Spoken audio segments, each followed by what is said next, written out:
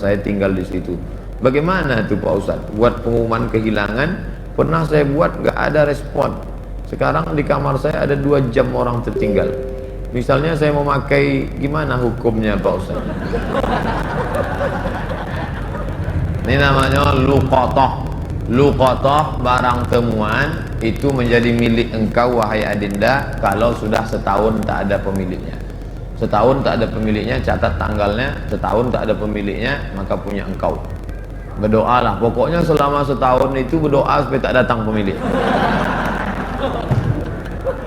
Kalau dalam setahun itu ada pemiliknya, apa boleh buat, belum rezeki. Mudah-mudahan ada yang kehilangan lagi. Kenapa sebagian orang tak mau baca Sayyidina dalam salawat Nabi? Apa alasannya? Alasannya karena katanya menambah-nambah. Allahumma salli ala Sayyidina. Yang tambah-tambah.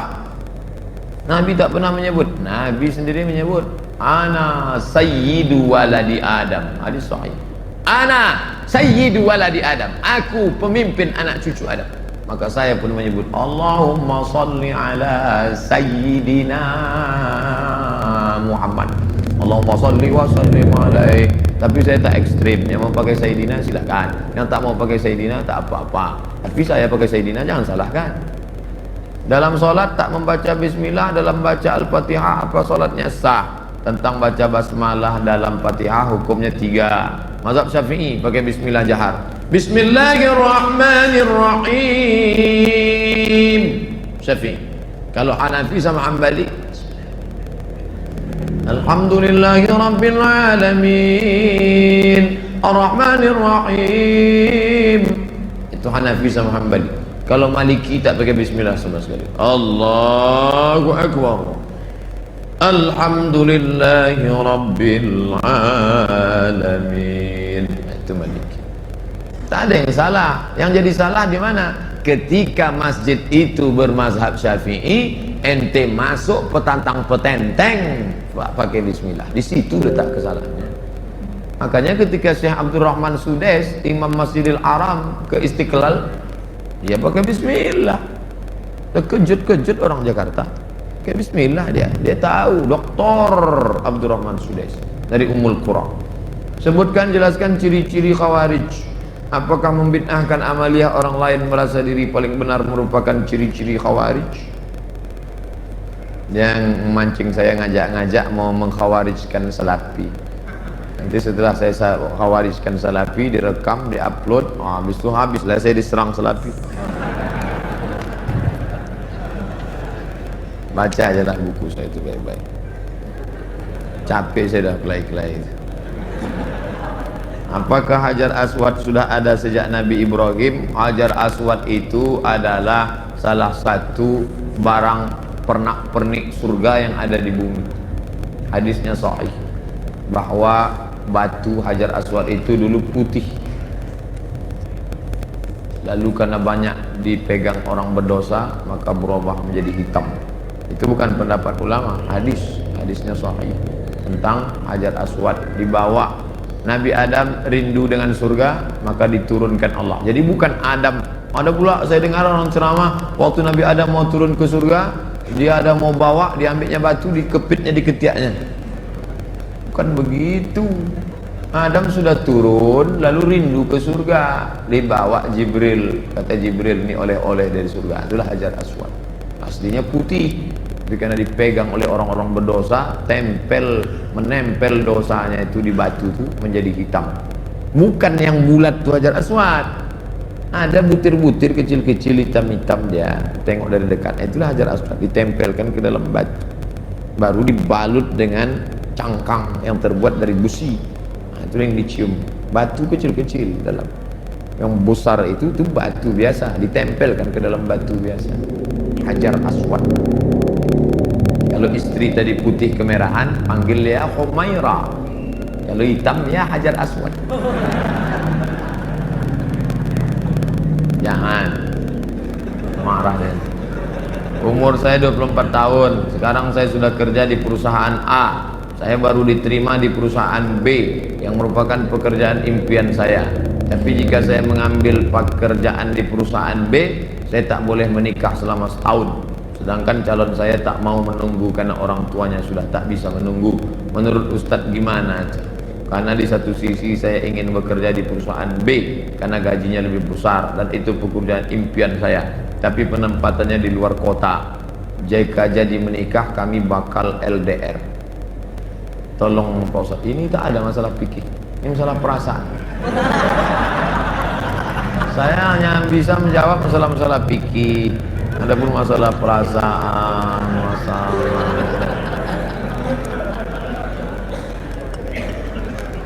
saya yang bisa saya jawab tuh halal, haram, makruh, mubah, rukun, syarat, wajib, sunat, sunat muakkad. Adapun masalah ini, baiknya kalian duduklah musyawarah. Adinda, kita menikah ini kan saling pengertian.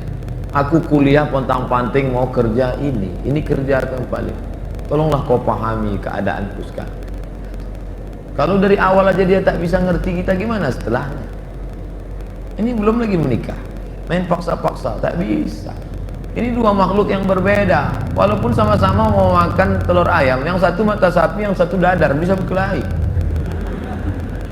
Dia harus mengalah. Hari ini aku mata sapi, besok kau dadar, ya. Lama-lama yang mata sapi suka dadar, yang dadar suka mata sapi.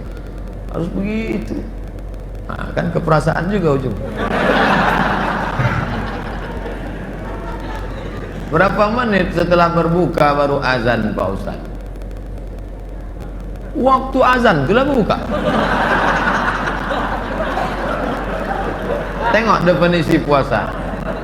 Imsakun nafsi, menahan diri, anil mahzurati, dari semua yang membatalkan puasa, min tulu'il fajri, dari terbit fajar. Terbit fajar itu azan subuh, ila ghurubis syamsi, tenggelam matahari, syafaq ahmar, azan maghrib.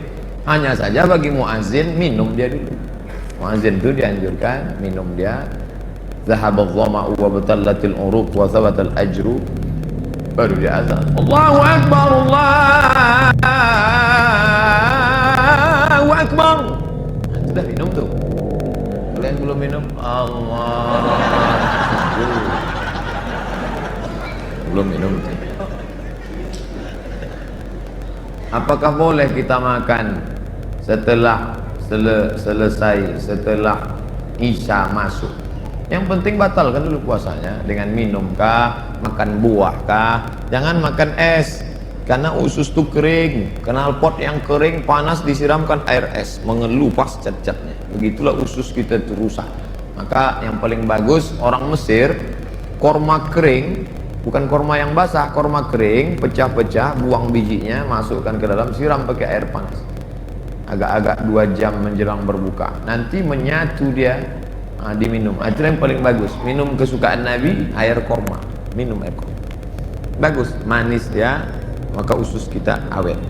Apakah batal puasa mencicipi gulai untuk merasakan garamnya? Mazhab Hambali mengatakan tak batal, karena dia tak masuk ke rongga, tak masuk ke dalam, hanya di ujung lidah. Di ujung lidah ini ada perasa, ini teteskan, maka tak batal, karena tak masuk. Habis dirasanya gini, habis itu diludahkannya boleh. Tak masuk ke sini, tak masuk. Mazhab Hambali, tapi saya tak mengamalkan. Saya tidak mengamalkan. Ini saya jawab, mana tahu nanti ada ustadz. Saya bilang tak boleh. Tiba-tiba ada ustadz yang kata, oh tak tahu Ustadz Somad. Saya tahu, tapi saya tak amalkan. Kenapa? Membuka pintu celah. Saya tak nyalahkan Imam Hambali. Orang sekarang imannya tak macam Hambali. Asik mencicip aja dari pagi. Cicip. Ustadz, gimana cara menghafal Quran? Kami dulu aturan di Al-Azhar tidak pakai SKS, kuliah tak SKS, setahun dipaket 14 mata kuliah, 2 juz Al-Quran, tidak pakai SKS, tahun 1, tahun 2, tahun 3, tahun 4, 14, 2 juz. Jadi cara kami, sebelum subuh dihafal dulu, satu halaman, sebelum subuh hafal 1 halaman. Nanti ke masjid, qobliyah subuh baru diulang waktu baca tahiyatul masjid, itu dibaca. Maka lama sholatnya karena mengulang, satu rakaat setengah diulang. Tahiyatul masjid, qobliyah subuh, duha, qobliyah zuhur, ba'diyah zuhur, dalam sholat zuhur, qobliyah asar. Nanti asar distorkan ke syekh. Biasanya di tiang-tiang syekh nunggu ngapal. Tapi yang mau menghafal ngantri panjang, nyetorkan hafalan. Tradisi itu tak ada di Pekanbaru. Kalau di Mesir menyetorkan hafalan ngantri menjelang asar sampai maghrib, menyetorkan hafalan setengah juz. 1 hari 2 hari, jadi 20 hari hafal 1 juz. 20 hari. Nah, baru waktu yang lain dipakai untuk menghafal. Ujian tak boleh bawa buku, masuk ke dalam hanya pena saja, bawa kertas tak boleh. Kalau ketahuan mencontek, ditangkap, bisa dicabut, deportasi. Jadi kalau sudah deportasi, putus beasiswa, pulang tak dapat tiket, diusir dari asrama, malu. Karena dulu sebelum berangkat udah kenduri motong kambing. Jadi tekanannya tinggi. Jadi ketika saya pulang, saya terapkan sistem itu, tak boleh nyontek. Semuanya menyontek. Akhirnya saya berpikir, gimana supaya nanti. Saya buat 10 soal. Buat 10 soal, bagi. Boleh nyontek Pak? Silakan. Oh, kok lain soalnya gitu. Baru tahu dia. Saya masih muda Ustaz, ya, kelihatan dari tulisannya. Saya menyukai seorang akhwat. Alhamdulillah. Sempat antum suka ikhwan? Masuk antum yang 144 di. Apa yang harus saya lakukan Pak Ustaz? Kalau untuk meminang sekarang saya tak bisa karena masa kuliah. Saya nggak mau pacaran, tapi saya takut nanti akhwat yang saya suka ini diambil orang. Apa yang harus saya lakukan Pak Ustaz? Antum datang ke orang tuanya, Pak, saya mau minang anak bapak. Kapan kau nikah? Ya setelah selesai kuliah lah. Semester berapa sekarang? Baru daftar Pak.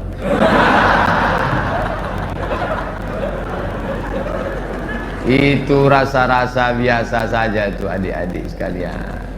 Nanti setelah sekalian kuliah, banyak yang lebih cantik, lebih mantap dari itu. Anggap ingin lalu. Tak ada. Nanti setelah kalian selesai, banyak yang lebih hebat lagi daripada itu. Maka tundukkan pandangan. Yang gadis-gadis bagus pakai cadar supaya tak nampak laki-laki wajah.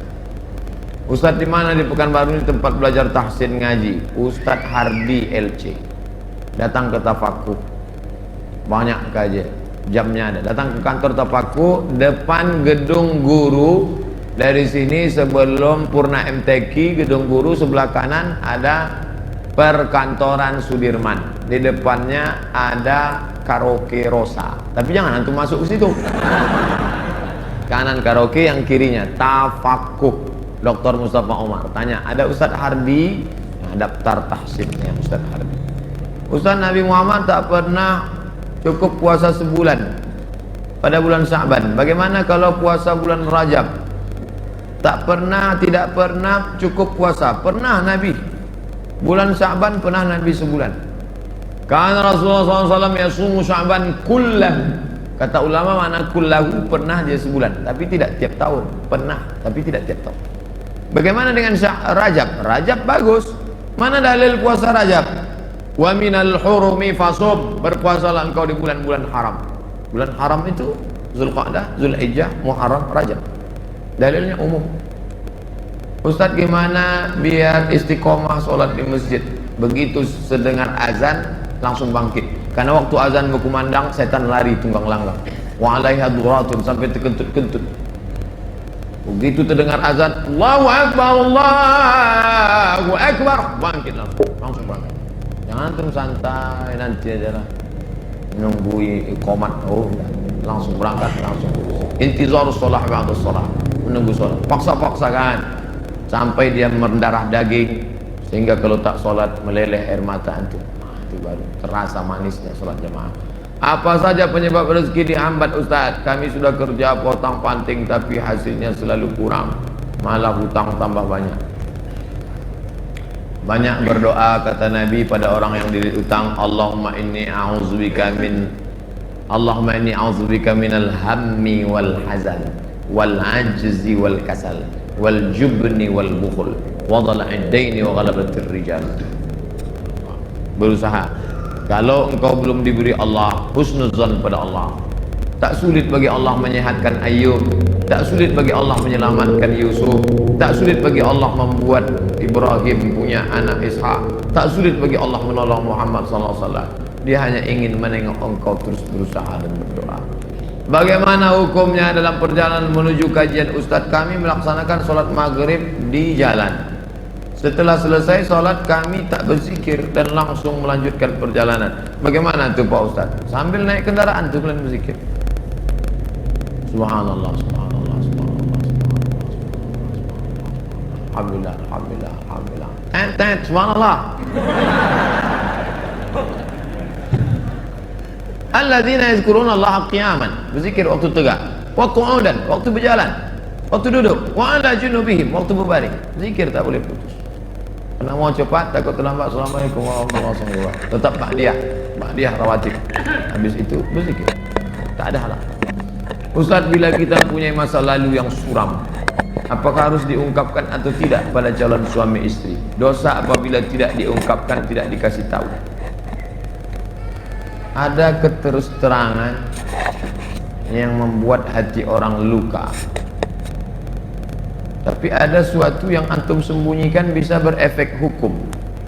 Inishtarata saiban, inishtarata bikran. Kata Imam Ibn Taymiyah dalam kitab Majmu' Fatawa, dikutip oleh Imam Sayyid Sabiq dalam Fikih Sunnah. Yang punya teks Ibn Taymiyah, nama kitabnya Majmu' Fatawa, dikutip oleh Sayyid Sabiq, dibuatnya dalam kitab Fikih Sunnah. Inishtarata bikran fapanat saiban falahul fashu. Kalau seorang suami mensyaratkan istrinya mesti perawan, ternyata tidak perawan, maka dia punya hak fasah membatalkan pernikahan. Jadi kalau sekedar antum dulu pernah nonton karaoke, tak perlu antum ceritakan. Ditanyanya, kau solihah? Insya Allah bang. Masa lalumu, siapa yang tak pernah punya masa lalu? Emangnya kau suci? Tapi kalau sudah masalah implikasi hukum, antum mesti terus terang. Karena kalau antum bohong, maka dia punya hak fasah. Ini hati-hati. Kalau antum cerita, tapi bahaya juga nih kau cerita, dia tak jadi, tak mau. Bukakannya ke yang lain, alamat. Pokoknya gawat lah itu dah. Bila wanita menolak menikah karena alasan menuntut ilmu yang disuruh orang tuanya, bagaimana menurut Pak Ustadz? Kenapa dia tak mau menikah? Ayahnya maksa dia harus selesai S3 baru nikah, S2 23, S3 tambah lagi, S2 25, S3 3 tahun 28. Kau setelah doktor baru boleh menikah. Begitu kata bapaknya. Hadapi bapaknya. Keras bapaknya nih Pak Ustadz. Bapaknya orang apa? Orang Kabupaten Kampar. Ajak Ustadz Mustafa Umar. Bapaknya orang apa? Orang Jawa. Ajak Ustadz Jamhur. Jumpa sama Ustadz Jamhur. Assalamualaikum, Waalaikumsalam. Pripun kabari apik? Oh, katanya bapak tak mau ngasih anak bapak nikah sama dia. Saya bukan tak mau, itu saya ngasih alasan aja biar tak jadi sama dia. Tapi ini orangnya baik Pak, baik orangnya, sopan. Oh, jadi ada pintu celah masuk ke dia. Bapaknya itu kan manusia, bukan robot. Ada hatinya. Kau sentuh tepat di hatinya, dia akan jadi milikmu untuk selamanya. Sebelumnya mau ucapkan selamat milad ke-40. Bolehkah itu mengucapkan selamat ulang tahun? Saya tak merasa 40. Saya lahir tahun 1397 Hijrah. Jadi umur saya sekarang sudah 42 tahun. Saya pakai Hijriah. Maksud pertanyaannya, bolehkah mengucapkan selamat ulang tahun? Pernah tak Nabi mengulang hari ulang tahunnya? Ya Rasulullah, kenapa engkau puasa hari Senin? Zaka yauma wulidtu, hari Senin aku lahir. Ada dia menyebut hari kelahirannya, tapi diisinya dengan ibadah. Kalau mengingat hari lahir dengan sedekah anak yatim, pergi ke jumpa Pak Yazid, sedekah. Pak Yazid, berapa anak yatim di sini? Ada 200. Tolong keluarkan. Semuanya, 5 orang aja Pak. Iko ada nasi bungkus kok. Makan bersama. Adik, makan ya. Adik kenapa tinggal di sini? Ayah saya meninggal. Adik, syukur atas nikmat. Tak salah. Tapi kalau dikumpul kawan-kawan, hari ulang tahun, dipecahkan telur ayam, telur itik, telur bebek, dikasih pula ini, diikatkan di tiang listrik, disiram kopi, rupanya ada kabel telanjang, kontak mati. Buat dosa aja. Saya punya teman suka sekali berjudi, sudah berkali-kali saya nasihati, tak juga mau berhenti. Saya suruh teman lain juga tak mau. Bagaimana cara menyadarkannya Pak Ustaz? Panggil polisi, angkat.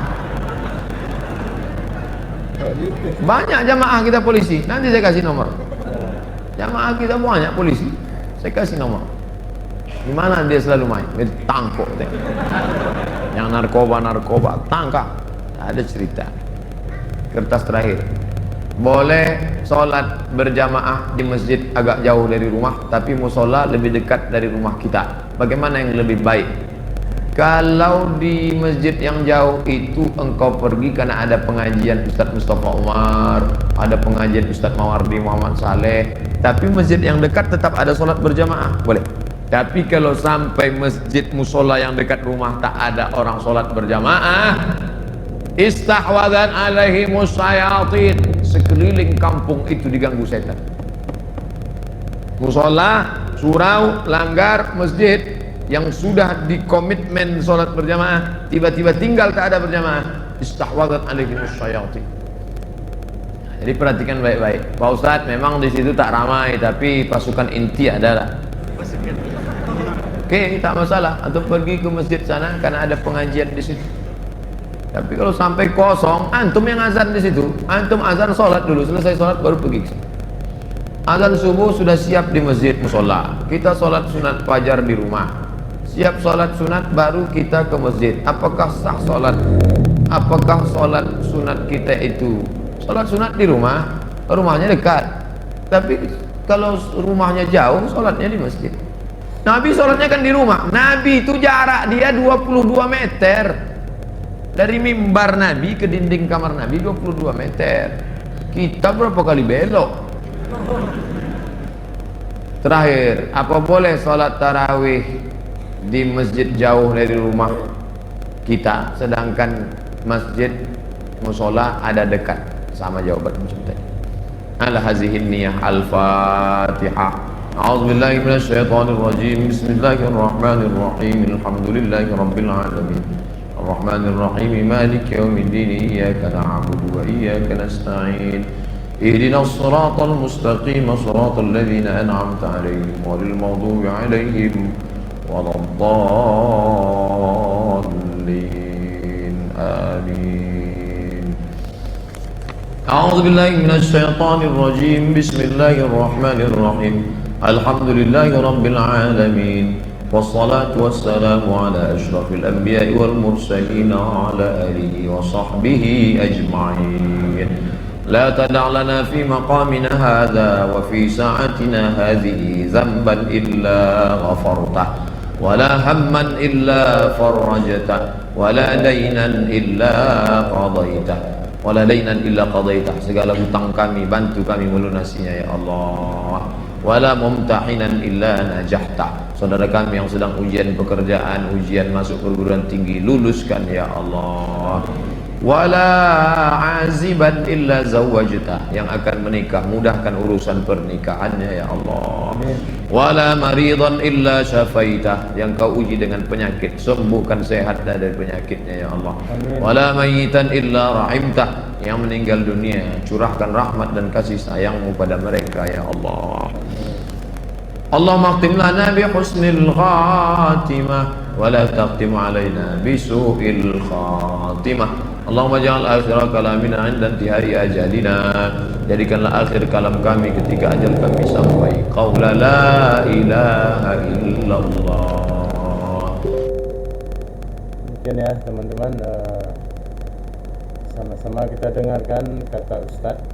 Penceramanya adalah Al-Ustaz Profesor Dr. Abdul Somad SCMH, yang mana tadi sama-sama kita dengar berbagai macam pertanyaan telah dengan lancar beliau jawab dan beliau sampaikan.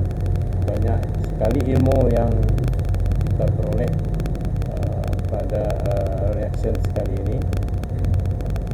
Sengaja closing statement kita buat di akhir ya. Untuk itu teman-teman jangan lupa mohon di subscribe ya, kalau berkenan mohon di subscribe. Kalau bermanfaat ilmunya, kalau ingin bermanfaat ilmunya, mari kita sampaikan kepada yang belum mendengar, dan mari sama-sama kita berazam